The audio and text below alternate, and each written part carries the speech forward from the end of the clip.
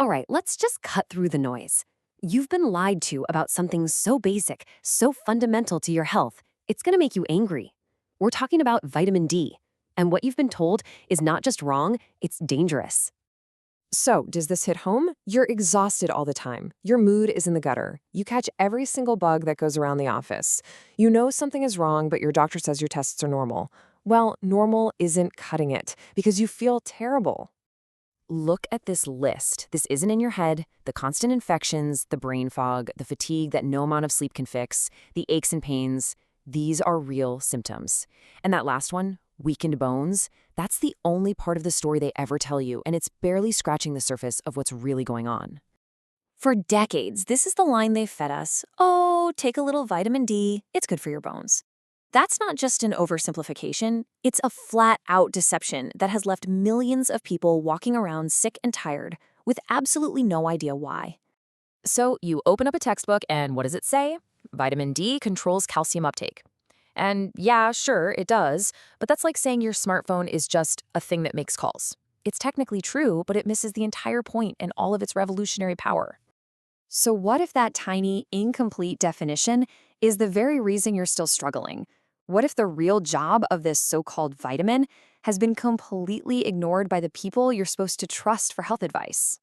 Okay, get ready for this, because this is the most important part.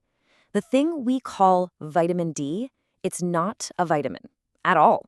It was mislabeled a century ago, and we've been stuck with that disastrous mistake ever since. Here's the truth. It's a hormone, a potent steroid hormone, just like testosterone or cortisol. And its main job, it's not about bones. It is the master switch, the main circuit breaker for your entire immune system. This changes everything. And when we say master switch, we mean it. It's what keeps your gut lining strong, your first line of defense. It literally tells your body to make its own antibiotics. It neutralizes toxins from bacteria. It's not just helping your immune system, it's the freaking director of the whole show. So if it's so important, why are we all so deficient?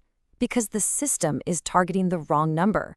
The standard law ranges are designed for sufficiency, which is just the bare minimum to not get a disease from the 1800s like rickets. We're not interested in the bare minimum. We want optimal, the level your body needs to actually thrive. So what's the number? What's the optimal range? Forget what you've heard about 30 being good enough.